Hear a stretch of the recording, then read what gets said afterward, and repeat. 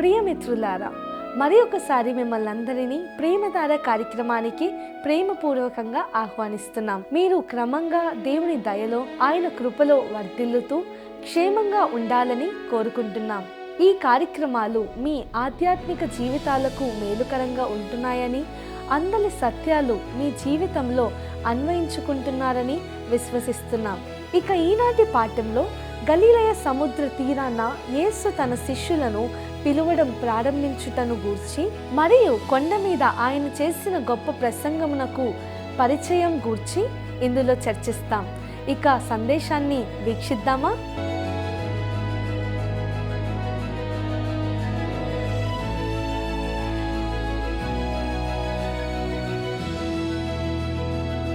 ప్రియులారా, నేటి మన ఈ పాఠంలో మత్తయి సువార్త 4వ అధ్యాయము 18వ వచనం నుండి 25వ వచనం వరకు మరియు 5వ అధ్యాయం యొక్క పరిచయానికి వచ్చి ధ్యానించుకోబోతున్నాం. ఇప్పుడు యేసు తన కొరకు శిష్యులను సమకూర్చడాన్ని ప్రారంభించడం మనం చూస్తాం. మత్తయి సువార్త 4వ అధ్యాయము 18, 19 వచనాలను మనం గమనిద్దాం. యేసు గలిలయ సముద్ర తీరమున నడుచుచుండగా పేతురు అనబడిన సీమోను, అతని సహోదరుడైన ఆంద్రయ అను 2 సహోదరులు సముద్రములో వలవేయుట చూచెను. వారు జాలరులు. ఆయన నా వెంబడి రండి, నేను మిమ్మును మనుషులను పట్టు జాలరులనుగా చేతునని వారితో చెప్పాను. సువార్తల్లో ప్రభువు ఈ మనుషులకు కనీసము 3 సార్లు తన పిలుపునిచ్చాడు. లేదా క్రీస్తుకు ఈ మనుషులకు మధ్య 3 సమావేశాలు జరిగాయని చెప్పడము మరింత సముచితంగా ఉంటుందని నేను అనుకుంటున్నాను. మొదటి సమావేశము యెరూషలేములో జరిగింది. ఈ విషయము యోహాను సువార్త 1వ అధ్యాయము 35 నుండి 42 వచనాల్లో నమోదు చేయబడింది. వారి 2వ సమావేశము గలిలయ సముద్ర తీరంలో జరిగింది. వారు ఇంతకుముందు ఆయనను చూశారు, కానీ ఆ సమయంలో ఆయన వారిని తనతో ఉండమని పిలవలేదు. ఇప్పుడు ఇక్కడ గలిలయ సముద్ర తీరంలో ఆయన వారిని మళ్ళీ కలిసినప్పుడు తనను వెంబడించమని వారిని పిలిచినట్లుగా చూస్తాం. అయితే వారు మళ్ళీ చేపలు పట్టడానికి వెళ్ళారని మార్కు మరియు లూకా సువార్తలు మనకు ఆ వివరాన్ని ఇస్తాయి. చివరికి ఆయన వారిని మళ్ళీ పిలిచాడు. అది అపోస్తలత్వం కోసం. వీటన్నిటిలో ఆశ్చర్యకరమైన విషయం ఏమిటంటే యేసు ఇటువంటి మనుషులను పిలవడం. ఆయన శిష్యుల వంటి అసంపూర్ణ మనుషులను పిలిచినందున ఆయన నన్ను ఉపయోగించుకోగలడని మరియు ఆయన మిమ్మల్ని కూడా ఉపయోగించుకోగలడని నేను భావిస్తాను. ఆయన చేత ఉపయోగించబడాలంటే మనము సూపర్ డూపర్ పరిశుద్ధులుగా ఉండాల్సిన అవసరం లేదని తెలుసుకోవడము నిజంగా ప్రోత్సాహకరమైన విషయం. ఒకవేళ మీరు చేపలు పట్టే వ్యాపారంలో లేకపోతే ఆయన మిమ్మల్ని మనుషులను పట్టే జాలరులుగా చేయకపోవచ్చు. కానీ మీరు ఏ వ్యాపారంలో నిమగ్నమై ఉన్నా ఆయన మిమ్మల్ని ఉపయోగించుకోగలడు. మీ తలాంతు ఏదైనా మీరు దానిని ఆయనకు అప్పగిస్తే ఆయన దానిని ఉపయోగించుకుంటాడు. ఒకానొక సంఘంలో ఒక మహిళ క్రీస్తు కోసము సాక్ష్యం ఇవ్వడం విషయంలో పూర్తిగా నాలుక తడబడేది. కానీ ఆమె అద్భుతమైన వంటను చేయగలదు.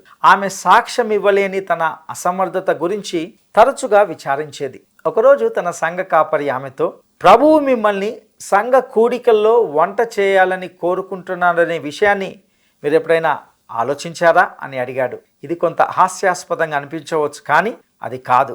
మనకు ముఖ్యమైన విషయం ఏమిటంటే మనల్ని మనము ఆయనకు సమర్పించుకోవడం. ఆయన నడిపిస్తున్నప్పుడు ఆయన మనందరినీ ఒకే పని చేయించాడు. ఎందుకంటే ఆయన మనకు వేరు వేరు వరాలను ఇస్తాడు. క్రీస్తు శరీరానికి అనేక అవయవాలు ఉన్నాయి. అవన్నీ విభిన్నమైన విధులను నిర్వహించాలి. ఇక మత్తయి సువార్త 4వ అధ్యాయము 20 నుండి 22 వచనాల వరకు మనం గమనిద్దాం. వెంటనే వారు తమ వలలు విడిచిపెట్టి ఆయనను వెంబడించిరి. ఆయన అక్కడ నుండి వెళ్ళి జెబెదయి కుమారుడైన యాకోబు, అతని సహోదరుడైన యోహాను అను మరి 2 సహోదరులు తమ తండ్రి అయిన జెబెదయి యొద్ద దోణెలో తమ వలలు బాగు చేసుకొనుచుండగా చూచి వారిని పిలిచెను.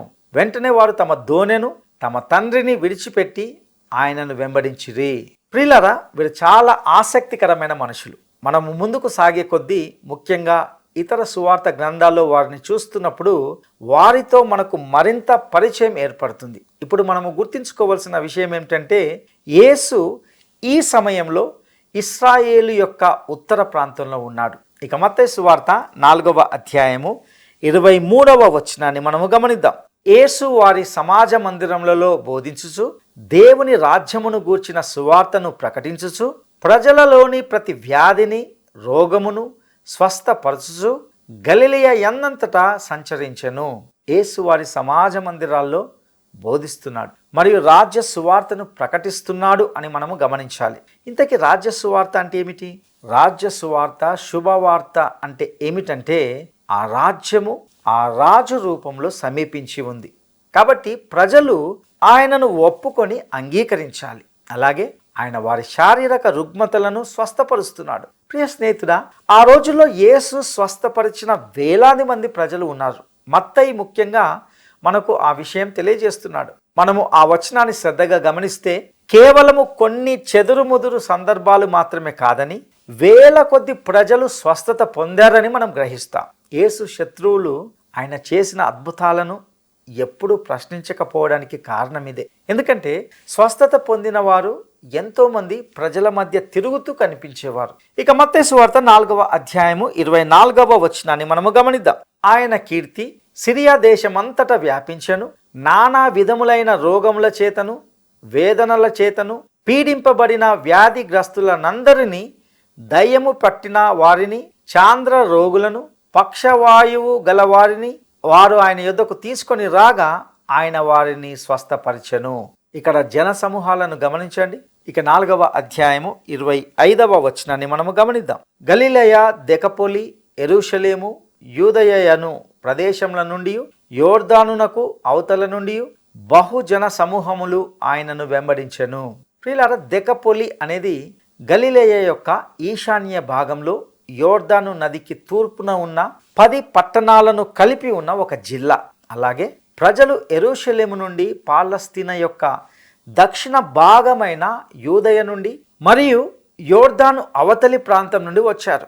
అంటే చాలా దూరం నుండి వచ్చారని అర్థం. యేసు అక్కడ పాలస్తీనా ఉత్తర భాగంలో పరిచర్య చేస్తున్నాడు. మత్తయి సువార్తను మనము పరిశీలిస్తున్నప్పుడు క్రీస్తు జీవితాన్ని కాలక్రమానుసారంగా వివరించడానికి మత్తయి ఏ ప్రయత్నము చేయడం లేదనే విషయాన్ని మనం ఇక్కడ గుర్తుంచుకోవాలి.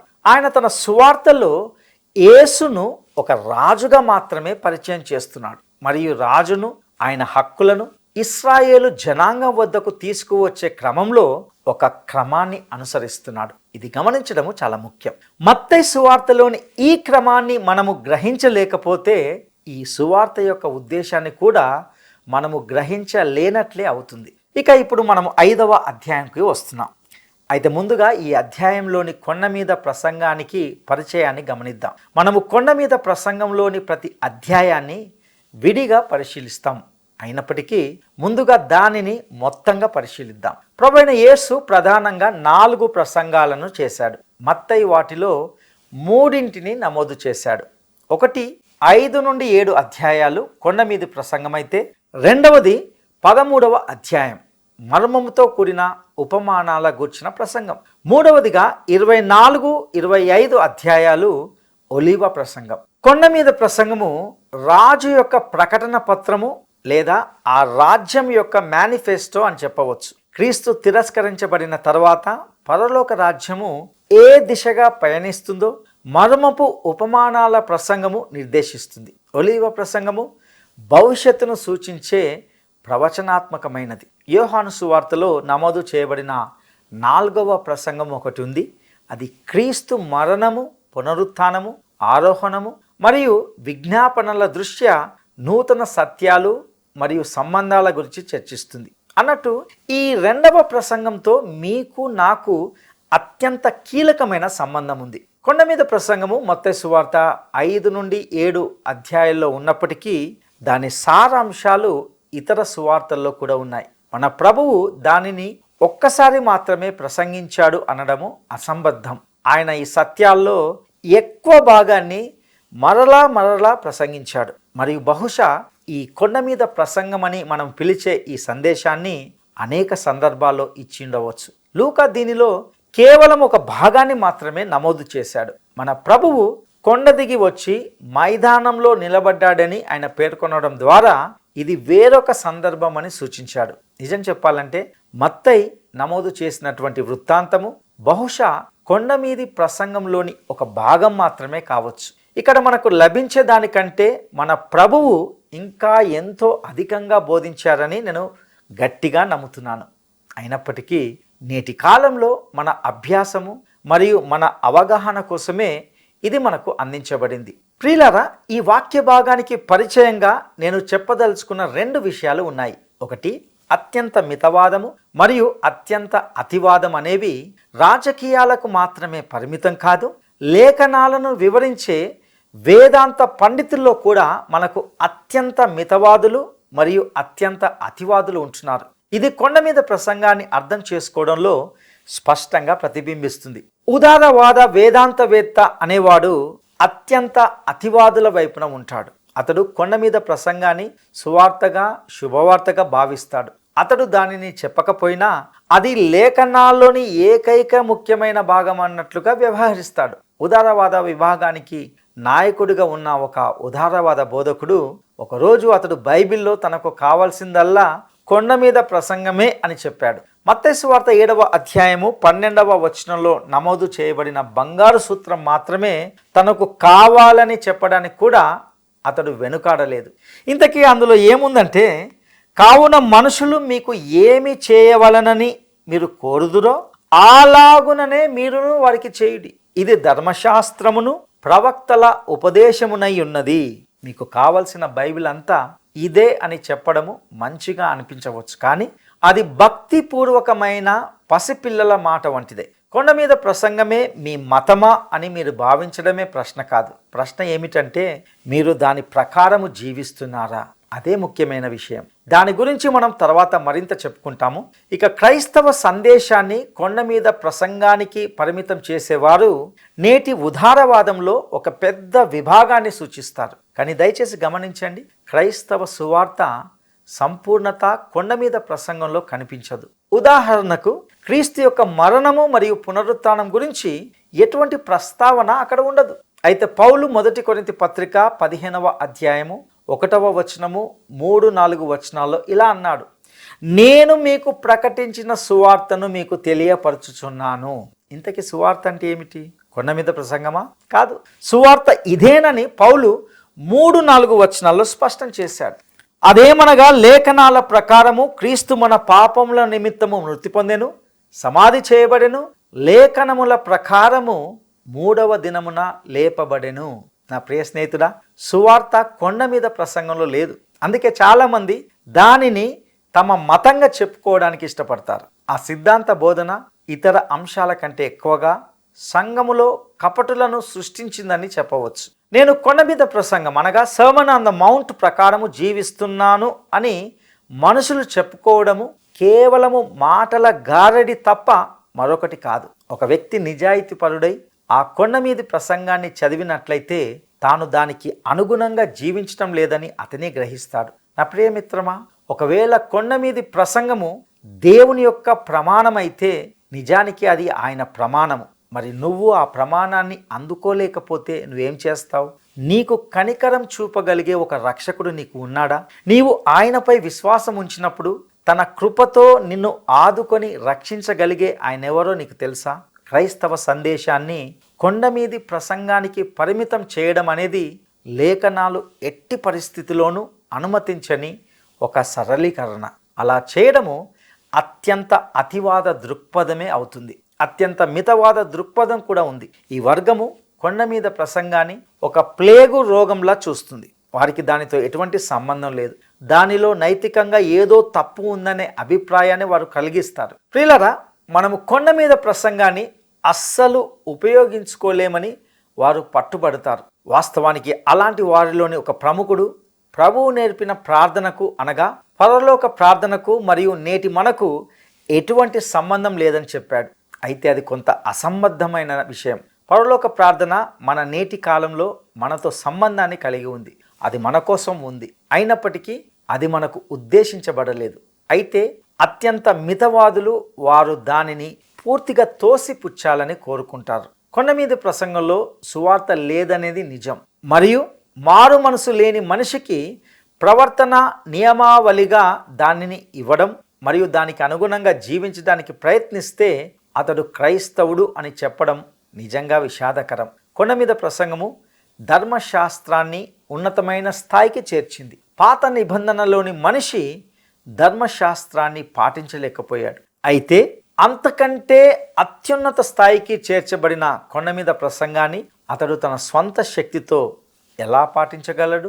క్రైస్తవ జీవితానికి సంబంధించిన కార్యాచరణ విధానము నిజంగా కొండ మీది ప్రసంగంలో కనిపించదు అనేది కూడా నిజం. ఇది నీతిని ఇస్తుంది, కానీ అందులో జీవించడానికి శక్తిని సమకూర్చదు. పరిశుద్ధాత్మ శక్తితో జీవించడం అనేది కొండ మీద ప్రసంగంలో బోధించబడిన సత్యాల్లో ఒకటి కాదు. పౌలు రోమీలకు రాసిన పత్రిక 8వ అధ్యాయము 3-4 వచనాల్లో ఇలా అంటాడు: శరీరమును అనుసరింపక ఆత్మను అనుసరించియే నడుచుకొని మన యందు ధర్మశాస్త్ర సంబంధమైన నీతి విధి నెరవేర్చబడవలెనని పాప పరిహారము నిమిత్తము దేవుడు తన సొంత కుమారుణ్ణి పాప శరీరాకారముతో పంపి ఆయన శరీరమందు పాపమునకు శిక్ష విధించెను. ప్రియులారా, కొండ మీది ప్రసంగంలో ఆ బోధన మీకు కనిపించదు. అందులో పరిశుద్ధాత్మ పరిచర్యకు సంబంధించిన అంశాలేవి లేవు. అయినప్పటికీ క్రైస్తవ జీవనానికి విరుద్ధం కాని ఉన్నతమైన నైతిక ప్రమాణాలు మరియు ఆచరణలు అందులో ఉంటున్నాయి. వాస్తవానికి అది క్రీస్తు మనసును వ్యక్తపరుస్తుంది. ఆ మనసే ఒక క్రైస్తవుని మనసుగా కూడా ఉండాలి. ఇక్కడ పొందుపరచబడిన గొప్ప సూత్రాలను అధ్యయనం చేయడము మరియు నేర్చుకోవడము క్రైస్తవునికి ఎంతో ప్రయోజనకరం. అయితే తన స్వంత శక్తితో వాటిని సాధించడం అతనికి ఎప్పటికీ సాధ్యం కాదు. ఆ శక్తిని పొందడానికి అతడు వేరే చోట వెదకాల్సి ఉంటుంది. ప్రియులారా, కొండ మీద ప్రసంగంలో మీకు లభించేది ఒక అద్భుతమైన విద్యుత్ బల్బు మాత్రమే తప్ప ఆ వెలుగును ప్రసరింపజేసే శక్తిని ఉత్పత్తి చేసే జనరేటర్ మాత్రం కాదు. మరియు అత్యంత ముఖ్యమైనది ఆ బల్బు కాదు, ఆ వెలుగే. కొండ మీది ప్రసంగం యొక్క ప్రాథమిక ఉద్దేశము రాజ్య నియమాన్ని మనుషుల ఎదుట ఉంచడమే. మత్తయి సువార్తలో తనను తాను ప్రత్యక్షపరచుకొనుటకు వచ్చినటువంటి రాజు గురించి మనము మాట్లాడుకుంటున్నాం. బాప్తిస్మమిచ్చు యోహాను ఆయనకు ముందుగా వచ్చినవాడు, మరియు ఆ రాజు తనను వెంబడించుటకు శిష్యులను పిలిచాడు. ఇప్పుడు ఆయన రాజ్య నియమాన్ని ప్రకటిస్తున్నాడు. ఇది రాజు యొక్క ప్రకటన మరియు సమాధానకర్తయగు అధిపతి యొక్క వేదిక, మరియు ఇది ఒక నియమము. 1000 ఏండ్ల పరిపాలన కాలంలో ఇది ఈ లోకానికి నియమంగా ఉంటుంది. ఆ తర్వాత అది సంపూర్ణంగా నెరవేరుతుంది. క్రీస్తు స్వయంగా ఈ భూమిపై పరిపాలిస్తాడు మరియు దానిలోని ప్రతి మాటను అమలు చేస్తాడు. పరిపాలించుటకు ఎవరికి హక్కు ఉందో వారు వచ్చినప్పుడు కొండ మీది ప్రసంగము చివరికి నెరవేరుతుంది. ఈనాడు ఆయనను ప్రభువుగా అంగీకరించే ఎవరైనా ఈ పత్రాన్ని తృణీకరించడం లేదా దాని నుండి వైదొలగడం నాకు ఊహకు అందని విషయం.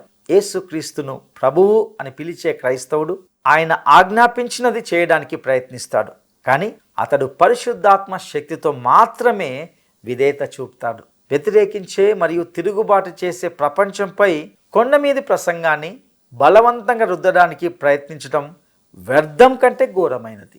దేవుని కృపా సువార్త మాత్రమే మనుషులను క్రీస్తుకు విధేయులుగా చేయగలదు, మరియు అది మనుషులను దేవునికి విధేయులుగా చేయడానికి ఇవ్వబడింది. కొండ మీది ప్రసంగము మానవుల హృదయాల్లో పశ్చాత్తాపాన్ని కలిగించడానికి బోధించబడాలి. ఈ ప్రకటన మానవులు పాపం చేశారని తెలియజేస్తుంది. నీతిమంతుడు ఒక్కడు లేడని, అందరూ దేవుని మహిమను పొందలేకపోయారని ఇది బహిర్గతం చేస్తుంది. క్రైస్తవుడు కొండ మీది ప్రసంగంలో నిర్దేశించబడిన సూత్రాలను తీసుకొని వాటిని ఇతర లేఖనాల వెలుగులో పరిశీలించవచ్చు. ఇది క్రీస్తు మనస్తత్వం గురించి విస్తృతమైన దృక్పథాన్ని మరియు మంచి అవగాహనను అందిస్తుంది. ఉదాహరణకు, ఇక్కడ మాత్రమే మీరు హత్య మరియు వ్యభిచారం గురించి క్రీస్తు యొక్క నిర్వచనాన్ని కనుగొనగలరు. క్రీస్తు 10 ఆజ్ఞల్లో నుండి 2 తీసుకొని వాటిని ఉన్నతమైన స్థానానికి చేర్చాడు. నరహత్య చేయకూడదు మరియు వ్యభిచరించకూడదు.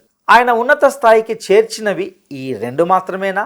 దీనికి సమాధానము స్పష్టంగా ఉన్నట్లు కనిపిస్తుంది. మత్తయి నమోదు చేయబడినవి ఈ 2 మాత్రమే.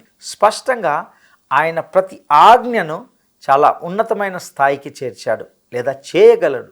మోషే ధర్మశాస్త్రం గురించి గలతీ పత్రిక 2వ అధ్యాయము 16లో చెప్పబడిన విధంగా ధర్మశాస్త్ర సంబంధమైన క్రియల మూలమున నీతిమంతులుగా తీర్చబడడని ఎరిగి అని చెప్పగలిగితే, కొండ మీద ప్రసంగం ద్వారా ఒక మనిషి నీతిమంతుడని తీర్పు పొందడం 10 రెట్లు కష్టతరం అవుతుంది. నరహత్య చేయకూడదు మరియు వ్యభిచరించకూడదు అనే ఈ 2 ఆజ్ఞలను మీ స్వంత జీవితంపై అన్వయించుకోవడానికి ప్రయత్నించండి.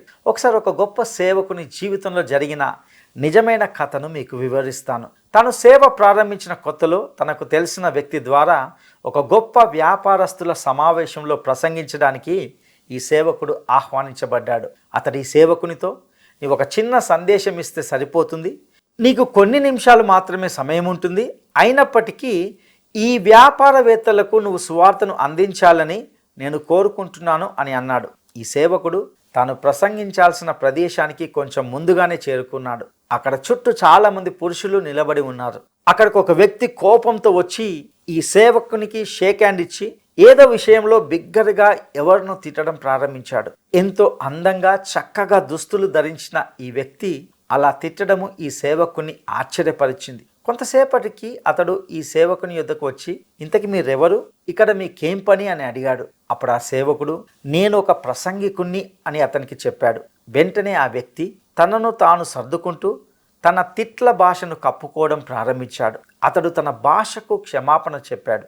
అప్పుడు ఆ సేవకుడు అతనితో, నీవు నాకు క్షమాపణ చెప్పనవసరం లేదు, నీవు దేవునికే క్షమాపణ చెప్పాలి, ఎందుకంటే దేవుడు నీ మాటలను ఎల్లప్పుడూ వింటాడు అని చెప్పాడు. ఆ తర్వాత ఆ వ్యాపారవేత్త ఆ సేవకునితో, నేను ఒక పెద్ద సంఘంలో పెద్దను, కొండ మీది ప్రసంగమే నా మతం అని గొప్పలు చెప్పుకున్నాడు. అప్పుడు ఆ సేవకుడు అతనితో, మీకు నా అభినందనలు, మీది ఒక అద్భుతమైన మతము, ఇంతకీ దాన్ని మీరు ఎలా పాటిస్తున్నారు అని అడిగాడు. అప్పుడు ఆ వ్యక్తి, మీ ప్రశ్నలోని ఉద్దేశం ఏమిటి అని అన్నాడు. అందుకు ఆ సేవకుడు అతనితో, మీరు కొండ మీది ప్రసంగమే మీ మతం అని చెప్పారు కదా, మీరు దాని ప్రకారం జీవిస్తున్నారా అని అడిగాడు. అప్పుడు ఆ వ్యక్తి, సరే నేను ప్రయత్నిస్తున్నాను అని చెప్పాడు. అప్పుడు ఆ సేవకుడు అతనితో, మీరు ప్రయత్నించడం కాదు, మీరు ఆ పనులు చేస్తేనే ధన్యులవుతారని ప్రభు చెప్పాడు. అందులోని విషయాలను సమర్థించడం కాదు, ఇంతకు మీరు దాన్ని పాటిస్తున్నారా అనేది ప్రాముఖ్యము అని చెప్పాడు. అప్పుడు అతడు, నేను పాటిస్తున్నానని అనుకుంటున్నాను అని అన్నాడు. అందుకు ఆ సేవకుడు స్పందిస్తూ అతనితో, కొండ మీది ప్రసంగం ప్రకారము మీరు మీ సహోదరునిపై కోపగించుకుంటే మీరు హత్య చేసిన వారే అవుతారు, మీరు ఆ ఒక్కదాన్ని పాటిస్తున్నారా అని అడిగాడు. అప్పుడు ఆ పెద్దాయన, ఇది చాలా తీవ్రమైనదే, కానీ నేను ఎవరినైనా చంపేంత కోపానికి గురయ్యానని అనుకోవడం లేదు అని అన్నాడు. అప్పుడు ఆ సేవకుడు మరలా అతనితో మత్తయి సువార్త 5వ అధ్యాయము 28వ వచనంలో వ్యభిచారం గురించి ప్రభువు చెప్పిన మాటను ఉటంకించాడు. ఒక స్త్రీని మోహపు చూపుతో చూచు ప్రతివాడు అప్పుడే తన హృదయమందు ఆమెతో వ్యభిచారం చేసిన వాడగును, మరి దాని సంగతి ఏమిటి అని అడిగాడు. అప్పుడు ఆ వ్యక్తి సిగ్గుతో, ఈ విషయంలో నేను దొరికిపోతున్నాను, దాన్ని ఒప్పుకుంటున్నాను అని చెప్పాడు. అప్పుడు ఆ సేవకుడు అతనితో, కొండ మీది ప్రసంగంలో మిమ్మల్ని పట్టించే విషయాలు చాలా ఉన్నాయని నేను ఊహిస్తున్నాను. స్పష్టంగా మీరు మీ మతానికి అనుగుణంగా జీవించడం లేదు.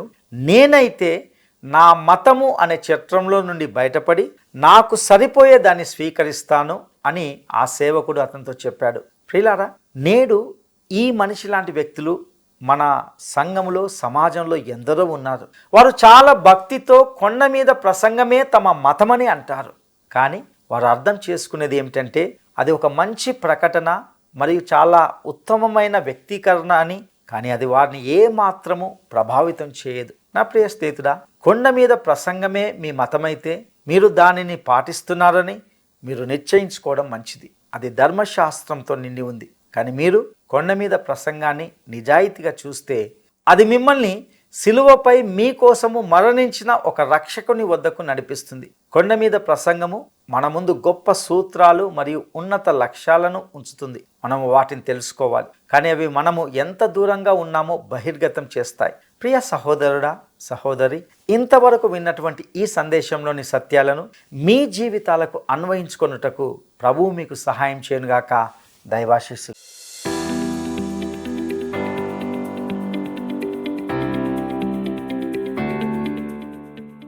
యేసు పిలిచిన మొదటి 4 శిష్యులు అనగా పేతురు, అంద్రెయ, యాకోబు, యోహానుల వృత్తి ఏమిటి?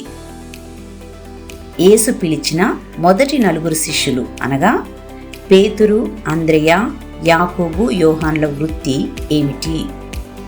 1. జాలరులు, 2. వడ్రంగివారు, 3. సుంకర్లు. ఈ ప్రశ్నకు సరైన జవాబును ఈ వాట్సాప్ నంబర్కు పంపండి. మా వాట్సాప్ నంబర్ 9399952570. నేటి ఈ కార్యక్రమం ద్వారా దేవుడు మీతో సూటిగా మాట్లాడి ఉన్నాడని తలుస్తున్నాం. ఇందలి సత్యాలు మీ ఆధ్యాత్మిక జీవితాలకు ఎంతో ప్రోత్సాహాన్ని కలిగించేవిగా ఉన్నాయని మరియు వాటిని మీ దైనందిన జీవితాలకు అన్వయించుకుంటున్నారని నమ్ముతున్నాం. ఇంకా మీకు ఏవైనా ప్రశ్నలు కానీ లేదా సందేహాలు కానీ లేక ప్రార్థన మనవులు కానీ ఉంటే క్రింద ఇవ్వబడిన ఫోన్ నెంబర్ ద్వారా మమ్మల్ని సంప్రదించగలరని ఆశిస్తున్నాం. దేవుడు మిమ్ములను మీ కుటుంబాలను దీవించునుగాక. సాతాను అంటే ఎవరో కాదు, నీలో ఉన్నా నేను అనే అహమే. సాతాను అంటే ఎవరో కాదు, నీలో ఉన్నా నేను అనే అహమే. స్వార్థమే అది సర్పమే, కాటు వేయక కన్ను మూయదే. స్వార్థమే అది సర్పమే, కాటు వేయక కన్ను మూయదే. ఇక్కడే రుచి చూస్తావు, తెలుసుకో ఇప్పుడే నీ నిర్ణయము తేల్చుకో. ఇక్కడే రుచి చూస్తావు, తెలుసుకో ఇప్పుడే నీ నిర్ణయము తేల్చుకో. యేసు వెంట నడిస్తే పరలోకం, సాతాను జంట నడిస్తే నరకలోకం. యేసు వెంట నడిస్తే పరలోకం, సాతాను జంట నడిస్తే నరకలోకం.